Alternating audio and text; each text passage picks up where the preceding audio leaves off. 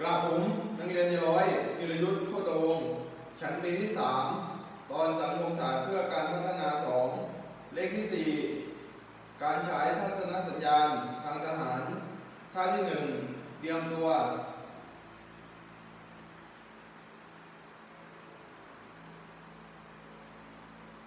ท่าที่2รวมพล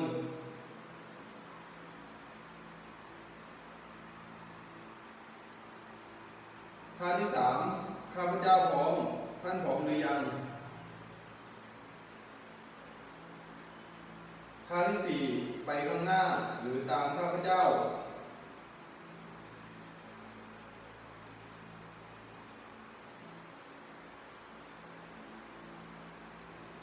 ท่าที่5มาหาข้าพเจ้า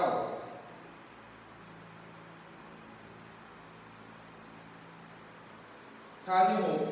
หยุดหรือหยุดพัก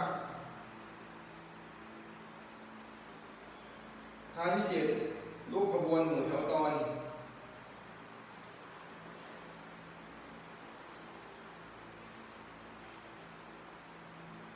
ท่าที่8กระจายกำลัง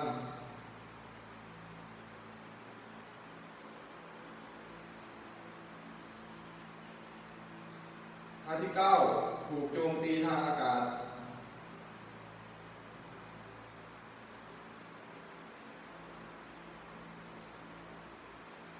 ท่าที่10ข้าพเจ้าไม่เข้าใจท่าที่11ไม่เข้าใจคำสั่งจะให้ปฏิบัติอย่างไรท่าที่12เพิ่มความเร็ว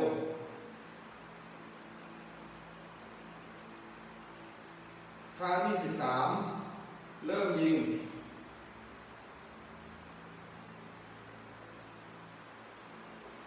ท่าที่14หยุดยิง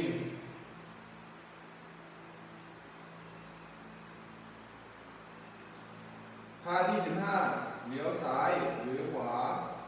ขณะเคลื่อนที่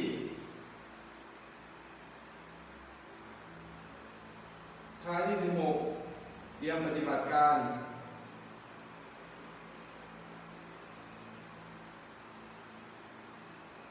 ท่าที่17ติดดาบท่าที่18คุ้มครองการลุกของฝ่ายเรา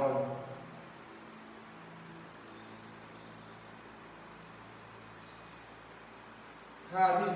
19เริ่มปฏิบัติการ